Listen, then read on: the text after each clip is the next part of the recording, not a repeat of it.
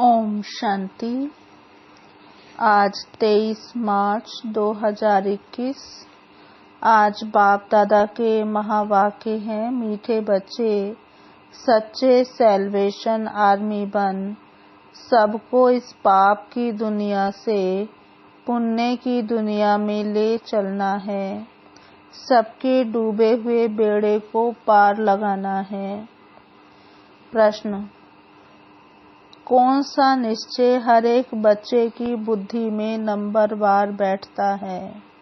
उत्तर: पतित पावन हमारा मोस्ट बिलवेड बाबा हमें स्वर्ग का वर्षा दे रहे हैं।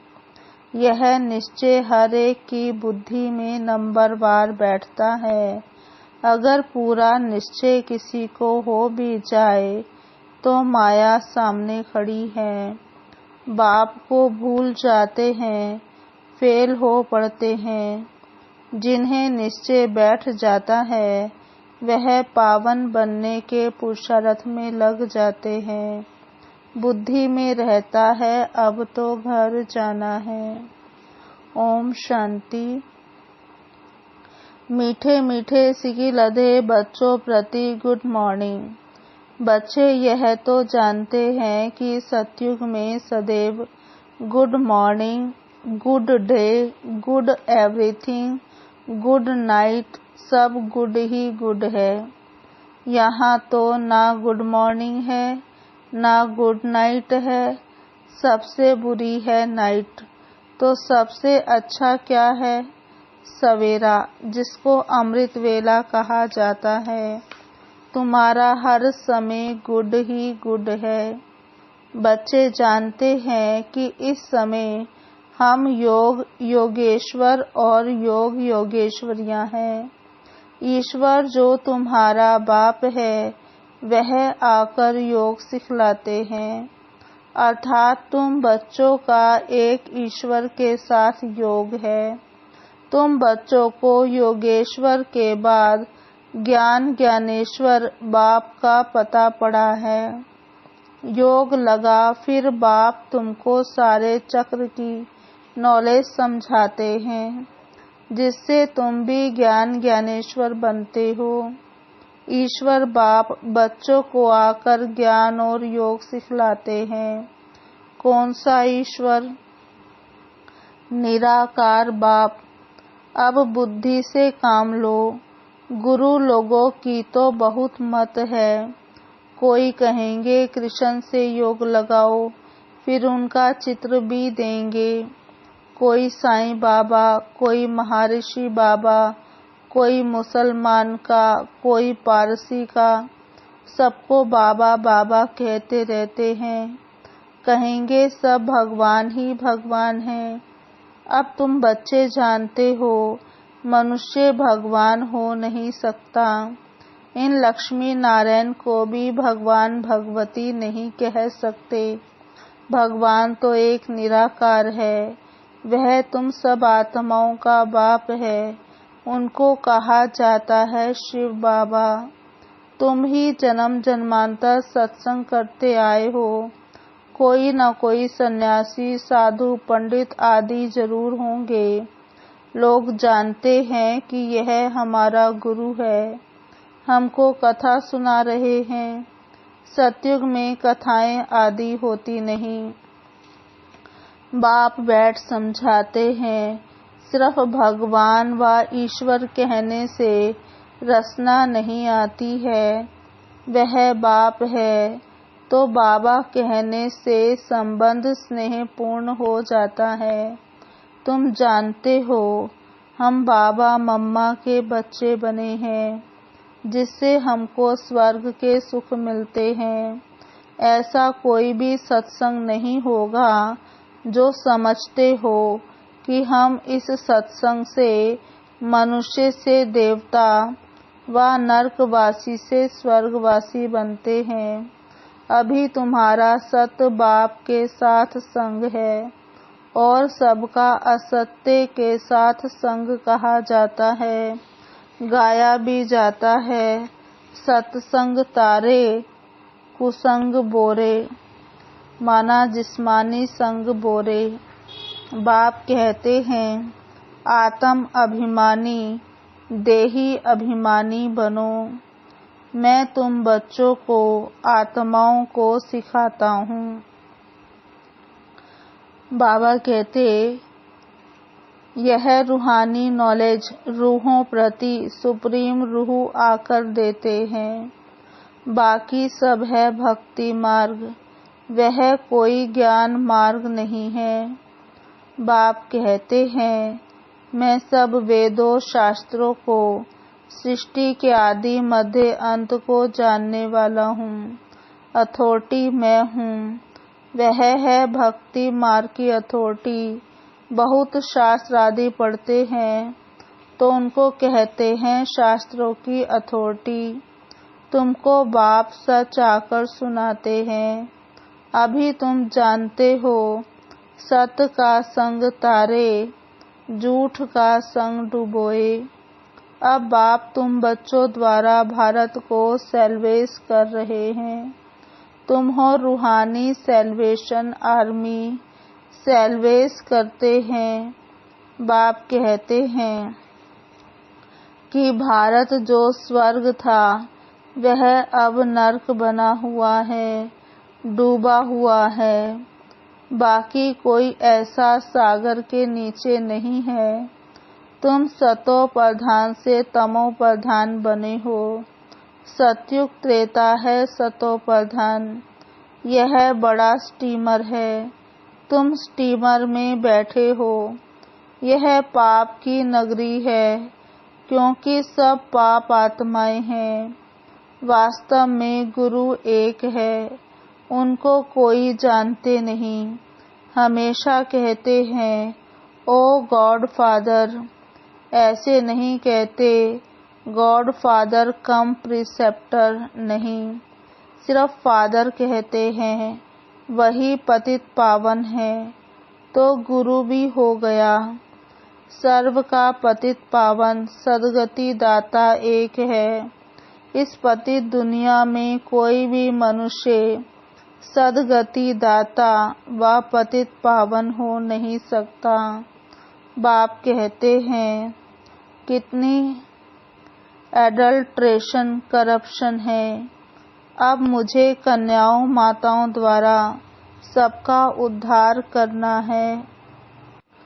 तुम सब ब्रह्मा कुमार कुमारियां भाई बहन हो गए, नहीं तो डाढ़े का वर्षा कैसे मिले।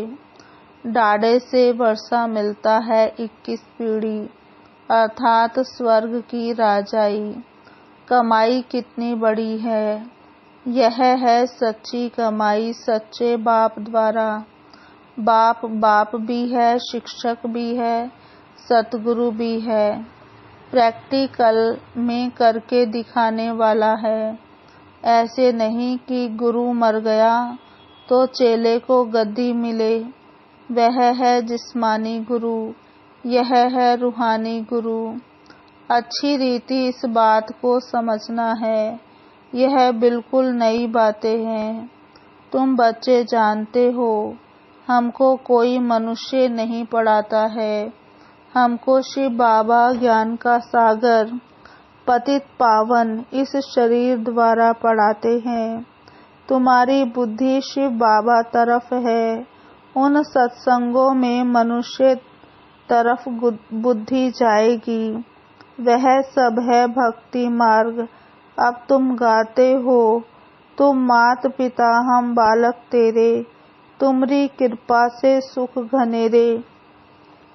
यह तो एक है ना, परंतु बाबा कहते हैं मैं कैसे आकर तुमको अपना बनाऊं।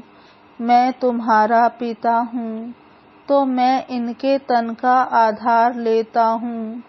तो यह ब्रह्मा हमारी स्त्री भी है तो बच्चा भी है। इन द्वारा शिव बाबा बच्चों को एडॉप्ट करते हैं तो यह बड़ी मम्मा हो गई। इनकी कोई माँ नहीं है। सरस्वती को जगदम्बा कहा जाता है। उनको तुम्हारी संभाल करने के लिए मुकर्रर किया। सरस्वती ज्ञान ज्ञानेश्वरी, यह है छोटी मम्मा। यह बड़ी गूढ़े बातें हैं। तुम अभी यह गूढ़े पढ़ाई पढ़ रहे हो। तुम्हें विद रिस्पेक्ट पास होना है। यह लक्ष्मी नारायण विद रिस्पेक्ट पास हुए हैं। उन्हों को सबसे बड़ी स्कॉलरशिप मिली है। कोई सजा खानी नहीं पड़ी। बाप कहते हैं जितना हो सके याद करो। इसको भारत का प्राचीन योग कहा जाता है। बाप कहते हैं तुमको सभी वेदों शास्त्रों का सार सुनाता हूँ। मैंने तुमको राजयोग सिखाया जिससे तुमने प्रारब्ध पाई। फिर ज्ञान खलास हो गया। फिर परंपरा कैसे चल सकता। वहाँ कोई शास्त्र आदि होते नहीं और धर्म वाले इस्लामी बोधि आदि जो हैं उनका ज्ञान गुम नहीं होता। उन्हों का परंपरा चलता है। सबको मालूम है। परंतु बाप कहते हैं मैं तुमको जो ज्ञान सुनाता हूँ वह कोई नहीं जानते। भारत दुखी बन जाता है। उनको आकर सदा सुखी बनाता हूँ। बाप कहते हैं मैं साधारण तन में बैठा हूँ। तुम्हारा बुद्धि योग बाप के साथ रहे। आत्माओं का बाप है परम पिता परमात्मा। सर्व बच्चों का वह बाप है। उनके सब बच्चे ठहरे ना। सब आत्माएं इस समय पतित है। बाप कहते हैं मैं प्रैक्टिकल में आया हूँ। विनाश सामने खड़ा है। जानते हो आग लगेगी। सबके शरीर खत्म हो जाएंगे। सब आत्माओं को जाना है वापिस घर। ऐसे नहीं कि भ्रम में लीन हो जाएंगे व ज्योति में समा जाएंगे। भ्रम समाजी फिर ज्योति जगाते हैं। उनको भ्रम मंदिर कह देते हैं। वास्तव में है ब्रह्म महतत्व जहाँ सब आत्माएं रहती हैं। हमारा पहले मंदिर वह है। पवित्र आत्माएं वहाँ रहती हैं। यह बातें कोई मनुष्य समझते नहीं। ज्ञान का सागर बाप बैठ तुम बच्चों को समझाते हैं कि अब हो तुम ज्ञान ज्ञानेश्वर। फिर बनते हो राज राजेश्वर। तुम्हारी बुद्धि में है कि पतित पावन मोस्ट बिलवेड बाबा आकर हमको स्वर्ग का वर्षा दे रहे हैं। कईयों की बुद्धि में यह भी बैठता नहीं है। इतने बैठे हैं इनमें कोई 100% निश्चय बुद्धि नहीं है। कोई 80% है, कोई 50% है, कोई वह भी नहीं। वह तो बिल्कुल फेलुअर हुआ। नंबर वार जरूर हैं। बहुत है जिनको निश्चय नहीं है। कोशिश करते हैं कि निश्चय हो जाए। अच्छा निश्चय हो भी जाए परंतु माया बड़ी कड़ी है। बाबा को भूल जाते हैं। ये ब्रह्मा खुद कहते हैं कि मैं पूरा भगत था। 63 जन्म भक्ति की तत्वम। तुमने भी 63 जन्म भक्ति की है। 21 जन्म सुख पाया फिर भगत बने हो। भक्ति के बाद है वैराग्य। सन्यासी लोग भी यह अक्सर सब कहते हैं कि ज्ञान भक्ति और वैराग्य। उन्हों को वैराग्य आता है घर बार से। उसको हद का वैराग्य कहा जाता है और तुम्हारा है बेहद का वैराग्य। सन्यासी घर बार छोड़ जंगल में चले जाते थे। अब तो कोई जंगल में है ही नहीं। सब कुटियाएं खाली पड़ी हैं क्योंकि पहले सतो प्रधान थे। अब वह तमो प्रधान हो गए हैं। अब उन्हों में कोई ताकत नहीं है। लक्ष्मी नारायण की राजधानी में जो ताकत थी वह पुनर्जन्म लेते लेते अब देखो वे कहाँ आकर पहुँचे हैं। कुछ भी ताकत नहीं है। यहाँ की गवर्नमेंट भी कहती है हम धर्म को नहीं मानते। धर्म में ही बहुत नुकसान है। लड़ते झगड़ते कॉन्फ्रेंस करते रहते हैं कि सभी धर्म वाले एक मत हो जाए, लेकिन पूछो एक कैसे हो सकेंगे? अभी तो सब वापस जाने वाले हैं। बाबा आया है। ये दुनिया अब कब्रिस्तान बननी है। बाकी यह तो वैरायटी झाड़ है। सो एक कैसे होगा? कुछ भी समझते नहीं। भारत में एक धर्म था, उनको कहा जाता है अद्वैत मत वाले देवताएं। द्वैत माना दैत्य। बाबा कहते हैं तुम्हारा यह धर्म बहुत सुख देने वाला है। तुम जानते हो पुनर्जन्म ले, हमको फिर 84 जन्म भोगने हैं। निश्चय है कि हमने ही 84 जन्म भोगे हैं। हमको ही जाना है फिर आना है। भारतवासियों को ही समझाते हैं कि तुमने 84 जन्म पूरे किए हैं। अब तुम्हारा ये बहुत जन्मों के अंत का जन्म है। सिर्फ एक को नहीं कहते। पांडव सेना को समझाते हैं कि तुम हो पंडे, तुम रूहानी यात्रा सिखलाते हो। तुम्हारी पांडव सेना कहा जाता है। राज्य अब न कौरवों का न पांडवों का है। वह भी प्रजा, तुम भी प्रजा हो। कहते हैं कौरव पांडव भाई भाई। पांडवों की तरफ है परम पिता परमात्मा। बाप ही आकर माया पर जीत पहनाना सिखलाते हैं। तुम आदि सनातन देवी देवता धर्म वाले अहिंसक हो। अहिंसा परमो धर्म। मुख्य बात है काम कटारी नहीं चलाना है। भारतवासी समझते हैं कि गऊ का कोस ना करना यही अहिंसा है, परंतु बाबा कहते हैं काम कटारी नहीं चलाओ। इनको ही बड़े ते बड़ी हिंसा कहा जाता है। सतयुग में ना काम कटारी ना लड़ाई झगड़ा चलता है। यहाँ तो दोनों है। काम कटारी ही आदि मध्य अंत दुख देती है। तुम सीढ़ी उतरते हो। 84 जन्म तुम भारतवासियों के लिए है।